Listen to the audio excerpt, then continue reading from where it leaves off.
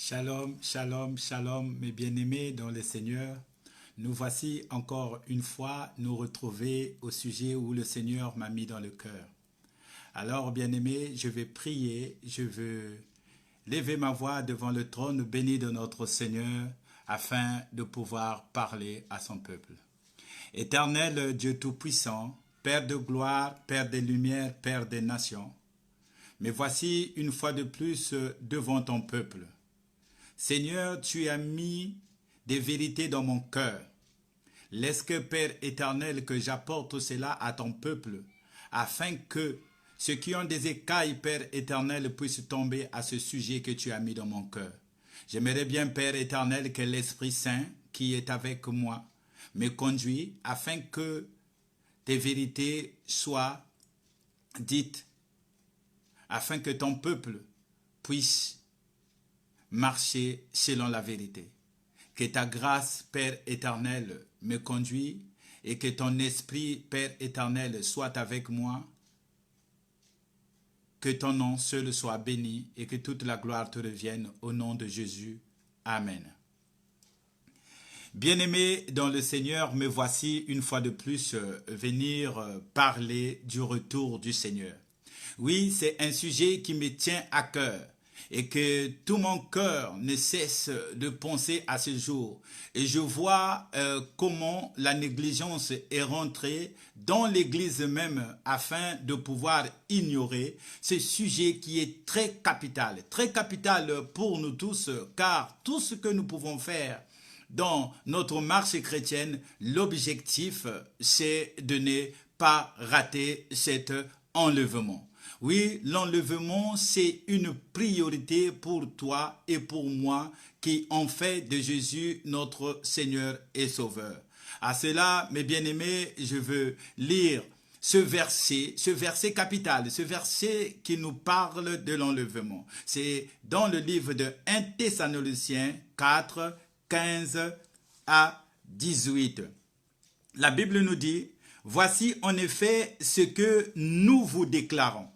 D'après la parole du Seigneur, nous les vivons, restés pour l'avènement du Seigneur, nous ne dévancerons pas ceux qui sont décédés.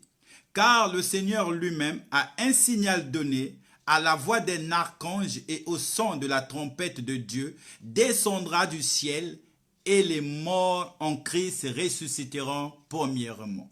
Ensuite, nous les vivants qui serons restés, nous serons tous ensemble enlevés avec eux sur des nuées à la rencontre du Seigneur dans les airs et ainsi nous serons toujours avec le Seigneur. » Voilà la doctrine fondamentale de la parole de Dieu.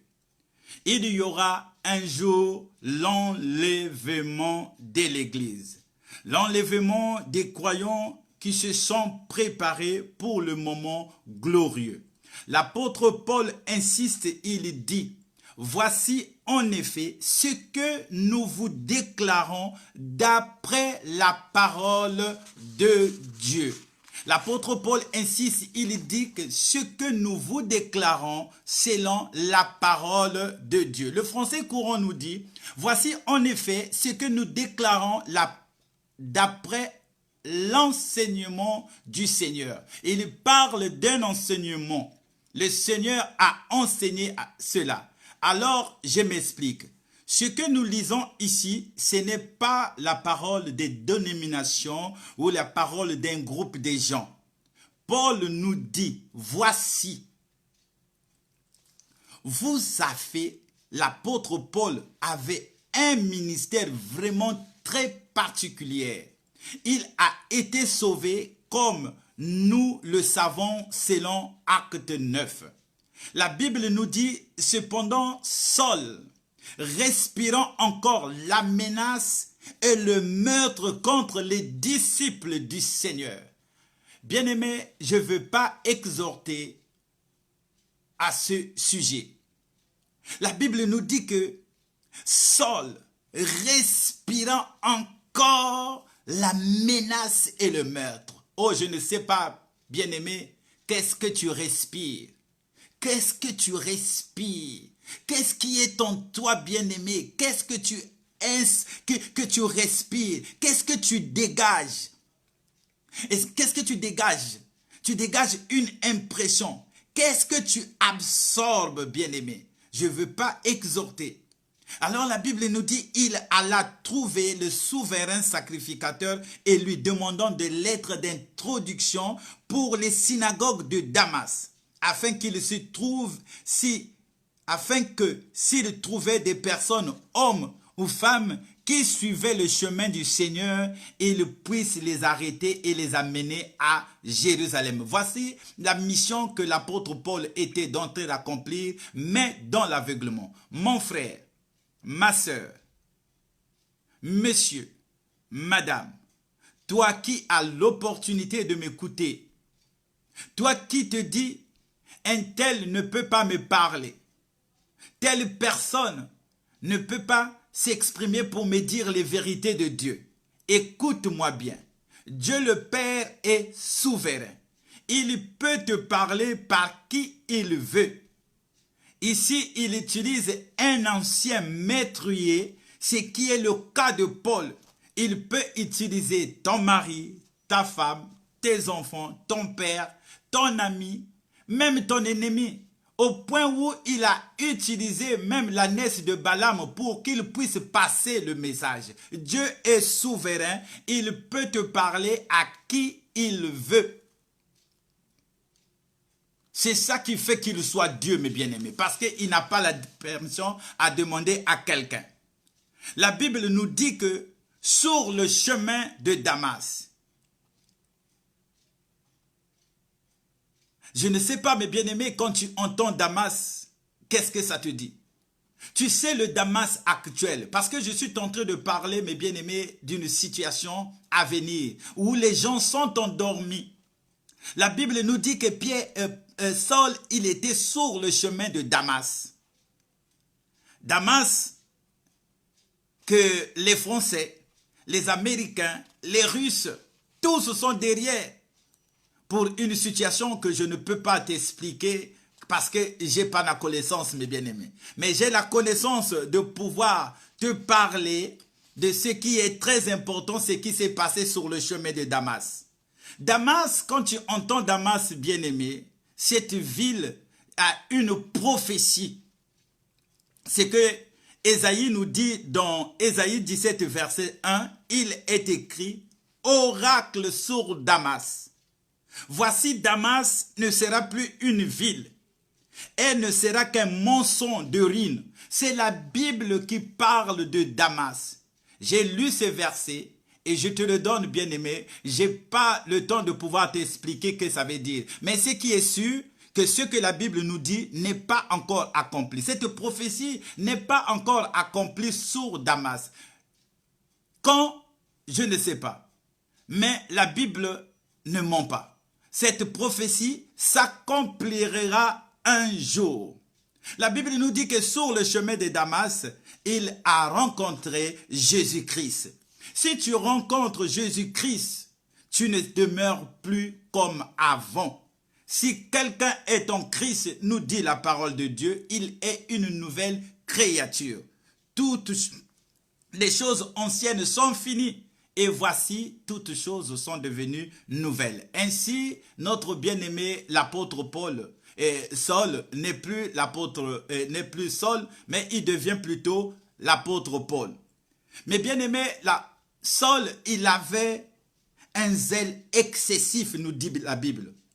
Il avait un zèle excessif pour la loi dans l'Ancien Testament. Mais il a rencontré la grâce sur le chemin de Damas. Ma prière est que, bien-aimé, que tu rencontres la grâce. La Bible nous dit au verset 20, « Et aussitôt, il prêcha dans les synagogues que Jésus est le Fils de Dieu. » Bien-aimé, Dieu est fidèle. Il est fidèle avec ses serviteurs. Il va d'abord faire quelque chose dans la vie de ce bien-aimé qui a commencé à prêcher la parole. Il va le conduire à l'école du Saint-Esprit. C'est ce que Dieu fait, mes bien-aimés. Quand Dieu t'appelle, il ne va pas te projeter directement devant le loup. Et c'est ce que l'apôtre Paul a fait. Dès sa conversation, il a commencé, mes bien-aimés, à aller prêcher dans les synagogues. Et il lui est arrivé des aventures. Des aventures. Les gens se sont opposés à lui. Au point où les gens avaient compris que si nous ne faisons pas quelque chose, l'apôtre Paul peut mourir. Là, il était encore seul. C'est là où, mes bien-aimés, que la Bible nous dit, on l'a mis dans un panier la nuit, on l'a fait fuir. Et en sculptant les Écritures, mes bien-aimés, nous apprenons que l'apôtre Paul s'était rendu dans l'Arabie Saoudite. Là aussi, c'est des villes, mes bien-aimés, qui nous parlent. Quand on parle de l'Arabie Saoudite, prophétiquement, il y a quelque chose qui se dégage. Et l'apôtre Paul s'était rendu dans le désert de l'Arabie, mes bien-aimés. C'est que à partir de là, il est rentré dans le corps, dans l'école du Saint-Esprit. C'est là où il va apprendre beaucoup de choses avant qu'il revienne, mes bien-aimés. La parole de Dieu nous dit qu'il est resté là-bas 3 ans. Alors, je ne veux pas être une personne, mes bien-aimés, qui va parler dans le vent. Je préfère que nous puissions lire dans Galates 1, le verset 11. Je vais commencer par le verset 11. Le verset 11 nous dit, « Je vous déclare, frères, que l'évangile qui a été annoncé par moi n'est pas de l'homme. » C'est l'apôtre Paul qui est en train de parler, mes bien-aimés. « Car je ne l'ai ni reçu ni appris d'un homme, mais par une révélation de Jésus-Christ. » L'apôtre Paul que tu vois, mes bien-aimés, n'a pas reçu cette parole qu'il a eu un père spirituel, il a eu quelqu'un qui lui a parlé. Certes, mes bien-aimés, qu'il a fait l'école judaïste, hein, mais là, il est en train de parler de cet évangile de puissance, mes bien-aimés. Il est en train de nous expliquer, car il n'a reçu ni appris d'un homme, mais c'est par révélation de Jésus-Christ. Après, en descendant, mes bien-aimés, il explique au verset 15, « Mais lorsqu'il a plu à celui qui m'avait mis à part dès le sein de ma mère et qui m'a appelé par sa grâce, de révéler en moi son Fils, afin que je l'annonce parmi les païens, aussitôt je consultais ni la chair, ni le sang. » L'apôtre Paul, mes bien-aimés. L'apôtre Paul nous a détaillé où il a eu la révélation. Et ainsi, mes bien-aimés, il y a un frère qui vient nous parler de l'apôtre Paul, mais c'est Pierre. Après cela, mes bien-aimés, dans l'Arabie, il sort et il va rejoindre l'apôtre Jean, l'apôtre Paul, l'apôtre Jean, l'apôtre Pierre et tous les autres. Et cependant, c'est quelques années, mes bien-aimés, quand il a eu une grande révélation. Voilà, mes bien-aimés, la Bible nous parle de la grande révélation que l'apôtre Paul il a eue. Alors nous allons voir, mes bien-aimés, tellement que ces révélations étaient très grandes, mes bien-aimés. L'apôtre Pierre nous dira, il y a des choses que l'apôtre Paul enseigne qui ne sont, il y a des choses que l'apôtre Paul enseigne qui sont très difficiles à comprendre.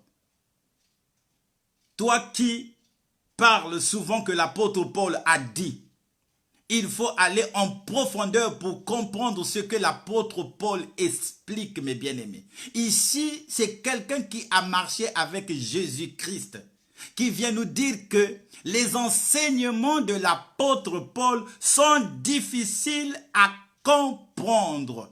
Ils sont tellement difficiles à comprendre. Nous allons lire où ce bien-aimé est en train de nous expliquer cela. C'est dans 2 Pierre, je crois. Dans 2 Pierre 3, verset 16. C'est ce qu'il fait dans toutes les lettres où il parle de ces choses dans lesquelles il y a des points difficiles. Bien-aimé, je t'apprends, lorsque tu lis les épîtres, lorsque tu lis l'apôtre Paul, il y a des points difficiles à comprendre, dont les personnes ignorantes et mal affermies tordent le sens, comme celui des autres écritures pour leur propre ruine. Ici, mes bien-aimés, c'est l'apôtre Pierre qui a marché avec Jésus, qui est en train de nous expliquer que l'apôtre Paul était quelqu'un d'exceptionnel et que ses paroles n'étaient pas faciles à interpréter. Alors, mes bien-aimés, dans ce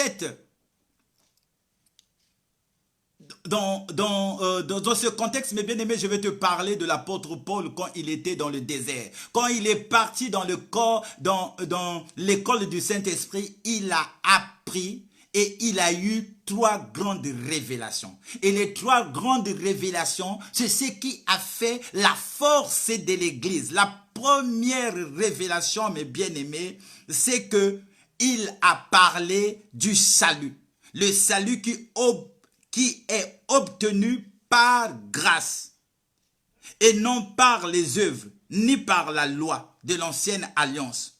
Le salut est obtenu par la grâce, c'est-à-dire le salut est obtenu à la seule volonté de Dieu. Et c'était quelque chose à l'époque pas facile à comprendre.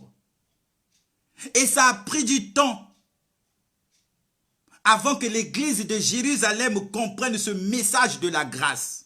C'est Paul qui est venu avec le message de la grâce. Et ce message de la grâce, mes bien-aimés, il a eu, comme il nous a expliqué, par révélation. Car très longtemps, ils étaient attachés à la loi de Moïse en parlant même de l'église ancienne, mes bien-aimés, même nouvellement convertis. Vous ne pouvez pas être sous les deux, soit sous la loi ou sous la grâce. Je prie, bien-aimé, que tu sois sous la grâce de notre Seigneur Jésus-Christ. C'est la première révélation qu'il a reçue quand il était dans le désert d'Arabie. Et avec cette révélation, il a fondé de nombreuses églises, surtout chez les non-juifs, chez les Grecs qui ont accepté le message du salut par la grâce très facilement. La deuxième grande révélation, mes bien-aimés, c'est l'enlèvement des croyants. Parce que si vous enlevez les épîtres de l'apôtre Paul dans le Nouveau Testament, vous n'avez pas beaucoup d'informations sur l'enlèvement de l'Église. Oui, bien-aimés, si on essaie un peu d'enlever les épîtres de l'apôtre Paul, c'est rare de voir. Certes qu'il y a beaucoup de passages dans l'Ancien Testament qui nous parlent du retour physique et littéral de notre Seigneur Jésus-Christ à la fin de la tribulation, mes bien-aimés. Oui, l'Ancien Testament nous parle. Certes que beaucoup d'entre nous vont me dire que oui, l'Ancien Testament, c'est l'ombre des choses à venir. Il y en a ceux qui vont nous parler même de l'enlèvement par rapport à l'autre. Tu vas prendre aussi ce sacrificateur qui avait coupé sa concubine. Après, il va le distribuer les 12 morceaux et ça va rassembler. Cela parle aussi, mes bien-aimés, de l'enlèvement, certes. Mais celui qui parle directement de l'enlèvement, mes bien-aimés, c'est l'apôtre Paul. Car il dit, il a eu par révélation. Il nous dit, car le Seigneur lui-même a un signal donné à la voix d'un archange et au son de la trompette de Dieu descendra du ciel et les morts en Christ ressusciteront premièrement. C'est l'apôtre Paul, mes bien-aimés, c'est par révélation qu'il parle de l'enlèvement, mes bien-aimés. Ensuite, nous les vivons, qui seront restés. Nous serons tous enlevés avec eux sur les nuées à la rencontre du Seigneur dans les airs. Et ainsi, nous serons toujours avec le Seigneur. Mes bien-aimés, voilà un message clé. Un message qui te concerne toi et moi, bien-aimés. Ne passons pas à côté de tout le temps que nous allons à l'église, mes bien-aimés. Voilà le message que l'apôtre Paul est en train de dire, le message qui concerne l'église, l'enlèvement. On en parle moins, mes bien-aimés. C'est pour cela que le Seigneur m'a mis à cœur, mes bien-aimés. À chaque fois lorsque je viens devant vous, je vous parlerai de l'enlèvement. Il y a tellement trop de signes qui sont là, mes bien-aimés, que nous ne pouvons pas être ignorants de ce qui se passe tout autour de nous.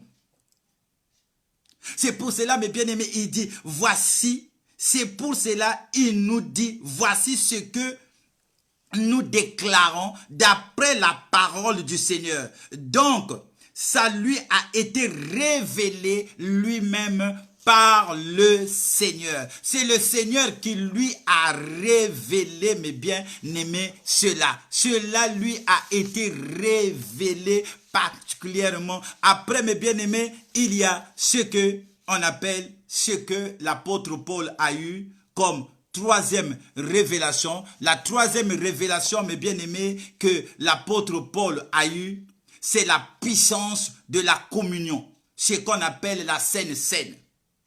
Le partage de pain et du vin divin. L'apôtre Paul, il n'était pas cette nuit-là, lorsque le Seigneur a pris le dernier repas avec les disciples dans la chambre haute. Lorsqu'il a institué la Sainte Seine, il leur a dit, prenez le pain, en mangeant ce pain, vous mangez mon corps.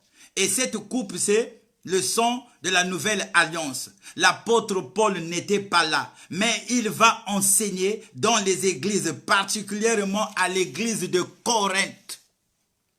Dans Corinthiens 11, verset 13, il nous dit, car j'ai reçu du Seigneur. Il a reçu du Seigneur, mes bien-aimés. Il n'était pas à la table ce jour-là, mais comme il était rentré dans l'école du Saint-Esprit dans le désert de l'Arabie, c'est là où le Seigneur lui a donné les trois grandes révélations qu'il soutient, qui sont le socle même de l'Église, mes bien-aimés.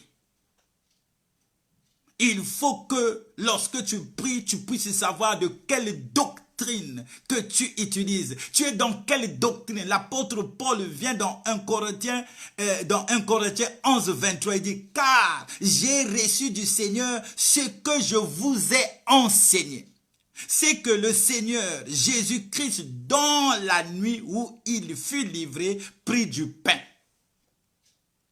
C'est par révélation qu'il révèle cela. C'est quand il était dans le désert que le Seigneur lui a révélé cela. Dans une grande vision, il a vu la Sainte Seine, mes bien-aimés. Vraiment, bien-aimé, je voulais te parler, toi qui participes à la Sainte Seine. Ce n'est pas une rituel. Ce n'est pas une habitude. Mais il y a une puissance de guérison dans la Sainte Seine, mes bien-aimés. Car la révélation, mes bien-aimés, vivifie. Quand tu prends le pain, c'est le corps du Christ, mes bien-aimés, maître, afin que tu aies la guérison, mes bien-aimés.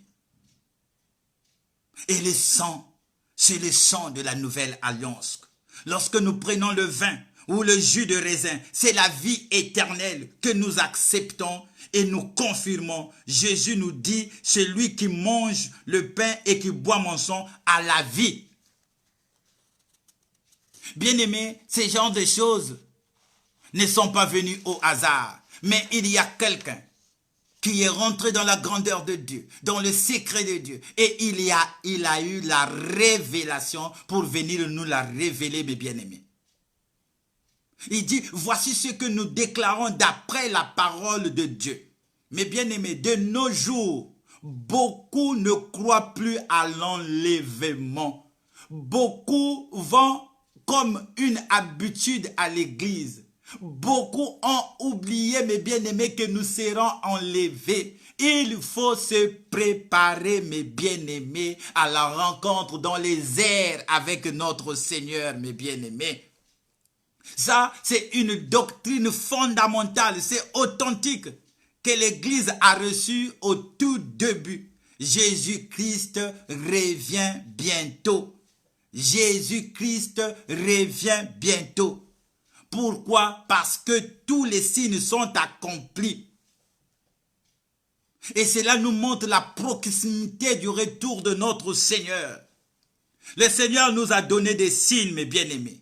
Il nous a donné des signes, comme furent les fils d'Issachar, qui avaient reçu le don, mes bien-aimés, de discerner le temps pour dire à Israël ce qu'il devrait faire. Nous devons être comme les fils d'Issachar, mes bien-aimés.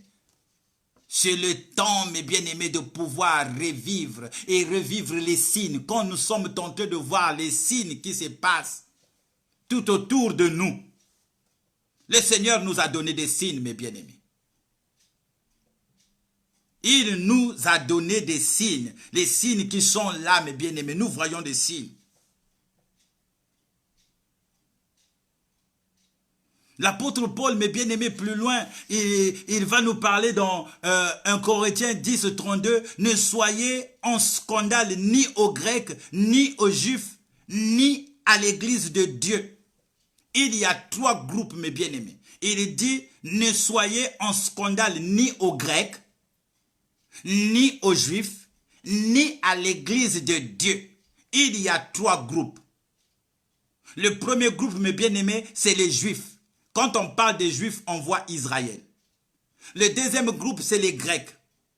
Les Grecs, mes bien-aimés, c'est le monde. C'est les Français, tout ce monde-là, les Allemands, les Anglais, les Italiens. Et il y a l'Église du Seigneur. C'est-à-dire Israël. Israël, vous êtes juif de naissance, vous n'avez pas accepté Jésus comme Seigneur et Sauveur. Les nations, mes bien-aimés, ce sont les gens sans Jésus, les Grecs. Et l'Église, c'est ceux qui ont le bonheur d'avoir entendu l'Évangile et accepté Jésus comme Seigneur et Sauveur. Vous allez changer de catégorie. Tu pouvais être juif ou chez les nations et tu t'es répandu et tu fais partie de l'Église de Dieu. Il n'y a ni grec, ni juif, ni noir, ni blanc, ni jaune. Nous sommes tous de nouvelles créatures dans le Seigneur Jésus-Christ. Dans la Bible, il y a des signes concernant Israël, des signes concernant les nations, des signes concernant l'Église. Alors, mes bien-aimés, je ne vais pas vous tenir longtemps, mais je viendrai pour vous parler de ces signes. Le retour du Seigneur a pris son retour, car je suis là maintenant pour vous détailler. Et je vous détaillerai, mes bien-aimés, Matthieu 24, le verset 32, quand le Seigneur parle d'Israël. Après, il va parler au verset 33, il parle à l'Église. Au verset 34, il parle aux nations. Et je viendrai, mes bien-aimés, pour vous expliquer pourquoi cette génération que nous sommes ne passera pas. Cette génération ne passera pas, mes bien-aimés, avant que nous puissions voir toutes ces choses. Crois-moi, bien-aimé, que le message que je t'apporte ce soir, c'est que Jésus revient bientôt. Il y a la distraction, mes bien-aimés. Il y a la distraction dans les 3 catégories, mes bien-aimés. À Israël, ils attendent le Messie et ils se sont préparés. Je te parlerai des exemples, des choses concrètes qui se passent en Israël en attente du Messie. Et c'est quotidien, c'est dans l'actualité. Et je te parlerai aussi des nations et ce qui se passe dans l'Église. Bien-aimés dans le Seigneur, que la grâce et l'amour de Dieu soient avec vous. C'était votre humble serviteur qui est toujours là pour vous, le pasteur Patrice Malonga Manzonzi. Je vous aime, que le Seigneur vous bénisse. À bientôt.